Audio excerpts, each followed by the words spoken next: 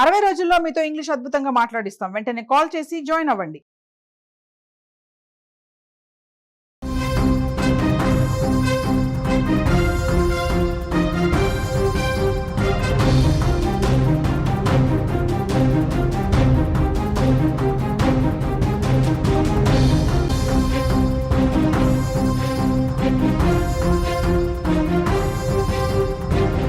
మరో big breaking news చూస్తున్నాం. రాయుడి హత్య కేసులో బిగ్ ట్విస్ట్ నెలకొన్నట్లుగా తెలుస్తోంది. రాయుడు ఫోన్ లో వినూతనకు సంబంధించిన కీలక వీడియోలు ఉన్నట్లుగా తెలుస్తోంది. ఆ వీడియోలతో వినూతనను బెదిరించాడంట రాయుడు.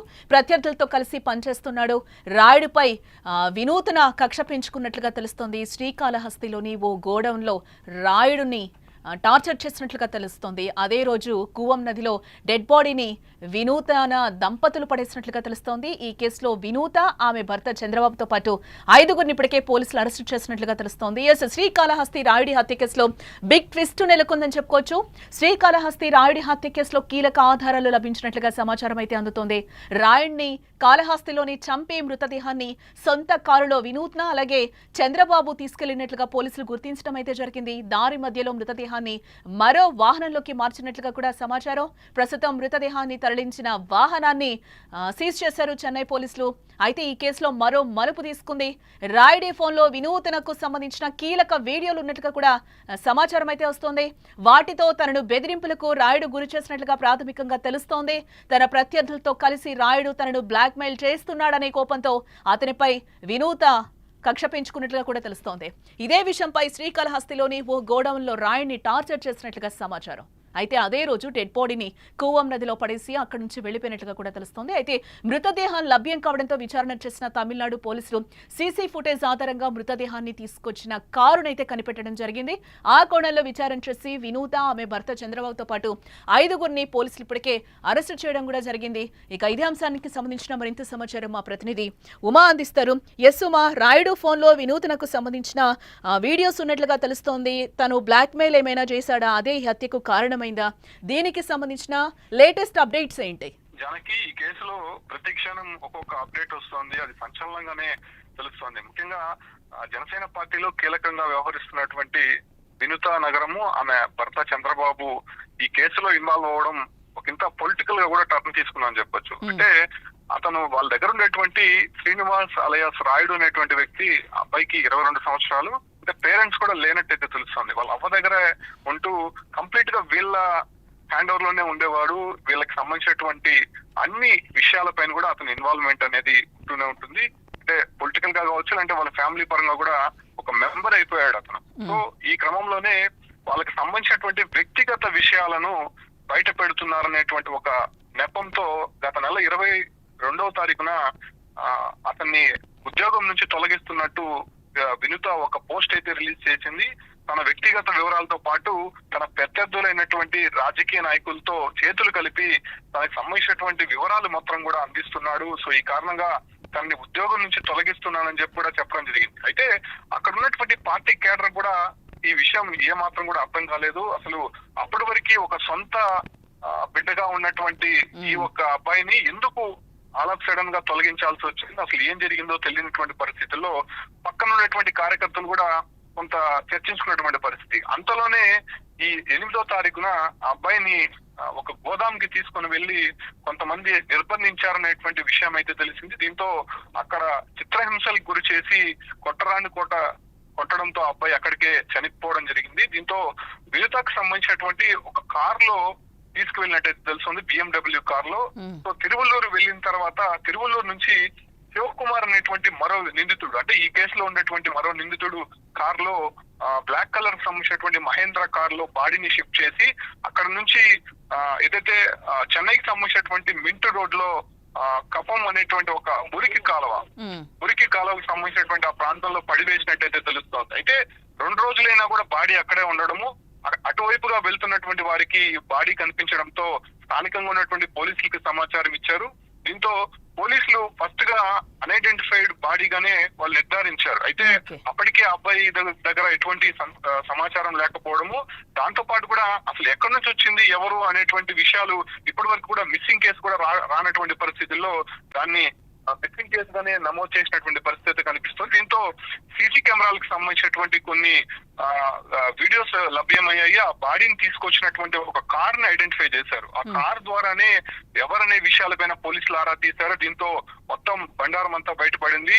ఆ అబ్బాయి శ్రీకాళహస్తికి చెందినటువంటి జనసేన పార్టీ ఇన్ఛార్జ్ వినుత డ్రైవర్ గా పోలీసులు మొదటగా గుర్తించారు. అయితే ఆ కారును ఆధారంగా చేసుకుని శివకుమార్ ని మొదటగా అదుపులోకి తీసుకున్న తర్వాత పోలీసులు తనదైన స్టైల్లో విచారించిన తర్వాత ఇవన్నీ కూడా బయటపడింది. వెంటనే ఇవాళ ఉదయం 3 గంటల ప్రాంతంలో వినుతాను ఆమె భర్తను చంద్రబాబును ఇద్దరిని కూడా అదుపులోకి తీసుకున్నారు. దాంతో పాటు కూడా ఈ కేసులో మరో 3 కూడా నిందితులుగా చేర్చినటువంటి పరిస్థితి. అయితే ప్రస్తుతం అక్కడ అంటే ఇక్కడ ఇంకొకటి, తను ఇప్పటి వరకు కూడా అవ్వ సంరక్షణలోనే ఉంటున్నాడు, వినూతనకి పర్సనల్ డ్రైవర్ గా కూడా పనిచేస్తున్నాడు. అంటే ఇన్సిడెంట్ కూడా 8th జరిగింది అని చెప్తున్నారు.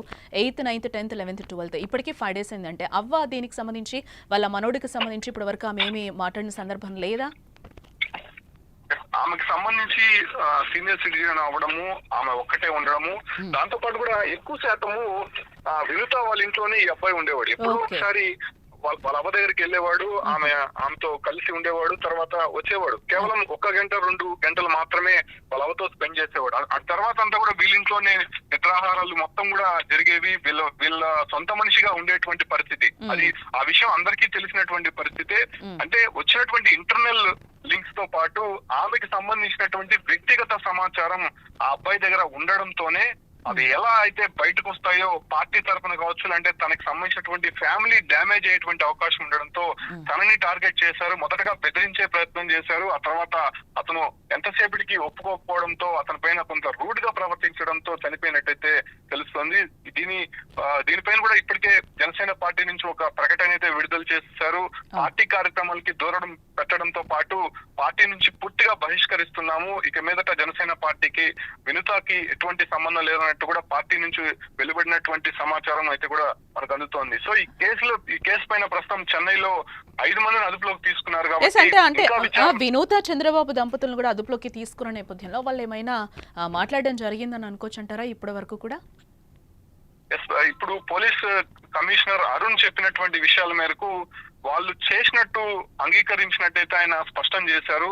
ఈ యొక్క వ్యవహారానికి సంబంధించి ఆధారాలు పక్కాగా ఉన్నాయి. మొదటగా ఆ కార్ లో తీసుకొచ్చినటువంటి బాడీ కారణంగానే శివకుమార్ అనేటువంటి ఒక వ్యక్తి ఒప్పుకోవడం జరిగింది. ఎక్కడి నుంచి ఎక్కడికి తీసుకొని వచ్చారు, ఎవరెవరు ఉన్నారు, ఏ కార్ లో నుంచి షిఫ్ట్ చేశారు బాడీని, అసలు ఎక్కడ దాడి చేశారు, ఎక్కడ చనిపోయాడు అనే విషయాలపైన కూడా పూర్తి సమాచారం పోలీసుల ముందు ఒప్పుకోవడంతో పక్కా సమాచారంతోనే ఇవాళ ఉదయం వినుతాని అరెస్ట్ చేశారు. ఎందుకంటే ఒక పొలిటికల్ గా లీడర్ గా ఉంది కాబట్టి ఆమెను అరెస్ట్ చేయాలంటే పక్కా ఆధారాలు తీసుకున్న తర్వాత పోలీసులు అరెస్ట్ చేయాల్సి ఉంటుంది. సో అటుగా తీసుకున్నటువంటి పోలీసులు పక్కా ఇన్ఫర్మేషన్ తోనే ఆమెని అదుపులోకి తీసుకున్నట్టయితే తెలుస్తుంది. ప్రస్తుతం చెన్నైకి సంబంధించినటువంటి 7 Hills పోలీస్ స్టేషన్ లో ఈ కేసు నడుస్తోంది కాబట్టి వాళ్ళని ప్రస్తుతం మేజిస్ట్రేట్ ముందు హాజరుపరిచేటువంటి ప్రక్రియ అయితే జరుగుతుంది. అటు తర్వాత రిమాండ్ కి కూడా తరలించేటువంటి అవకాశం అయితే కనిపిస్తోంది. రైట్. ఇక ఇదిలా ఉండగా జనసేన పార్టీ కీలక నిర్ణయం తీసుకున్నట్లుగా తెలుస్తోంది. కాళహస్తి జనసేన ఇన్ఛార్జ్ కోట వినూతపై సస్పెన్షన్ వేట్ అయితే వేసింది పార్టీ. శ్రీకాళహస్తి జనసేన ఇన్ఛార్జ్ కోట వినూతను పార్టీ నుంచి బహిష్కరించింది జనసేన పార్టీ. జనసేన కార్యకర్త రాయుడు విషయంలో పార్టీ విధానాలకు భిన్నంగా వ్యవహరించారంటూ కూడా జనసేన వివరణ ఇవ్వడం జరిగింది. అనుమానాస్పద స్థితిలో జనసేన కార్యకర్త మృతి చెందాడు. ఈ తరుణంలోనే రాయుడి హత్య కేసులో వినూత ఆమె భర్తను కూడా అరెస్టు చేశారు పోలీసులు ఏమంటున్నారో విందాం. பிடிக்கும் பொழுது அந்த இது வந்து மர்டர்னு நமக்கு தெரிய வருது. அந்த கார் அப்போ கொண்டு வந்தவங்களாம் பிடிச்சிட்டோம். மொத்தம் இது வரைக்கும் எத்தனை பேர் பிரவேஷ்? 5 பேர் அரெஸ்ட் பண்ணியிருக்கிறோம். அவங்களும் கன்ஃபஸ் பண்ணிட்டாங்க. அங்கே இது வந்து மோட்டிவ் எப்படின்னா, இது நம்ம மாநிலம் இல்லை, பக்கத்தில் ஆந்திரா மாநிலத்தில் ஒரு கட்சிக்காரங்க ஜனசேனா கட்சி இருக்கு இல்லையா, அந்த கட்சியில் ஒரு கேண்டிடேட்டாக முதல்ல கண்டெஸ்ட் பண்ணவங்க இந்த டைம் வாய்ப்பு கிடைக்காம அவங்களோட கூட்டணி கட்சிக்கு அந்த வாய்ப்பு போச்சு. அது சம்மந்தப்பட்ட ஒரு பிரச்சனை அது. அதில் இவர் வந்து இந்த இறந்து போன அவர் ஆப்போசிட் குரூப்புக்கெலாம் சப்போர்ட்டாக இருந்தார், சில வீடியோஸ்லாம் எடுத்தாருன்னு சொல்லி வாட்டர் பண்ணியிருக்கேன். ஆந்திராவில் கொலை பண்ணிட்டு பாடி கொண்டு ஏன் வந்தாங்கன்னு கேட்டிங்கன்னா, அவங்களுக்கு இங்கே வந்து ட்ரீட்மெண்ட் வந்த வகையில் இங்கே வந்துட்டு போனதில் இந்த ரூட்டு தெரியும். ஸோ அதனால் இங்கே கொண்டு வந்து போட்டால் நம்மளை கண்டுபிடிக்க முடியாதுன்னு நினச்சிட்டு கொண்டு வந்து போட்டோம். அது விசாரணை முடியல சொல்லலாம். நாங்கள் கொலைன்னு தான் இது. కాళహస్తి రాయుడి హత్య కేసులో బిగ్ ట్విస్ట్ చోటు చేసుకుందని చెప్పుకోవచ్చు. శ్రీకాళహస్తి రాయుడి హత్య కేసులో కీలక ఆధారాలు లభించినట్లుగా కూడా తెలుస్తోంది. రాయుడిని కాళహస్తిలోని చంపి మృతదేహాన్ని సొంత కారులో వినూత, చంద్రబాబు తీసుకెళ్లినట్లుగా పోలీసులు గుర్తించారు. దారి మధ్యలో మృతదేహాన్ని మరో వాహనంలోకి మార్చినట్లుగా కూడా నిందితులు ఒప్పుకున్నట్లుగా కూడా మనకి తెలుస్తోంది. ప్రస్తుతం మృతదేహాన్ని తరలించిన వాహనాన్ని కూడా చెన్నై పోలీసులు సీజ్ చేయడం జరిగింది. అయితే ఈ కేసు మరో మలుపు తిరిగింది. రాయుడి ఫోన్లో వినూతనకు సంబంధించిన కీలక వీడియోలు ఉన్నట్లుగా కూడా మనకి సమాచారం. వాటితో తనను బెదిరింపులకు రాయుడు గురి చేశాడు. ప్రాథమికంగా తెలుస్తోంది తన ప్రత్యర్థులతో కలిసి రాయుడు తనను బ్లాక్మెయిల్ చేస్తున్నాడనే కోపంతో అతనిపై వినూతన కక్ష పెంచుకుంది. ఇదే విషయంపై శ్రీకాళహస్తిలోని ఓ గోడౌన్లో రాయుడిని టార్చర్ చేసినట్లుగా కూడా సమాచారం. రాయుడికైతే ఎవరూ లేని పరిస్థితి, అవ్వ సంరక్షణలోనే ఉంటాడని కూడా మా ప్రతినిధి చెప్తున్న పరిస్థితి కనిపిస్తుంది. రాయుడు వినూతనకి సొంత బ్రదర్ లాగా ఇంట్లోనే ఒక మనిషిలాగా కలిసిపోయాడు. ఇక్కడెక్కడో కూడా వారికి చెరిన పరిస్థితి కనిపిస్తుంది. వినూతనకు సంబంధించిన కొన్ని పర్సనల్ వీడియోస్ కూడా రాయుడు దగ్గర ఉన్నాయి. ఆ వీడియోస్ బయట పెడతానని చెప్పి తను బ్లాక్మెయిల్ చేసిన నేపథ్యంలోనే ఈ హత్యకు కారణంగా కూడా మనకు ఒక రకంగా తెలుస్తోంది. అయితే అదే రోజు డెడ్ బాడీని కూడా కూవం నదిలో పడేసి అక్కడి నుంచి వెళ్లిపోయినట్లుగా కూడా తెలుస్తోంది. అయితే మృతదేహం లభ్యం కావడంతో విచారణ చేసిన తమిళనాడు పోలీసులు సీసీ ఫుటేజ్ ఆధారంగా మృతదేహాన్ని తీసుకొచ్చిన కారును అయితే కనిపెట్టడం జరిగింది. ఆ కోణంలో విచారణ చేసి వినూతన, ఆమె భర్త చంద్రబాబుతో పాటు ఇప్పటికే 5గురిని అరెస్టు చేసినట్లుగా మనకు తెలుస్తోంది.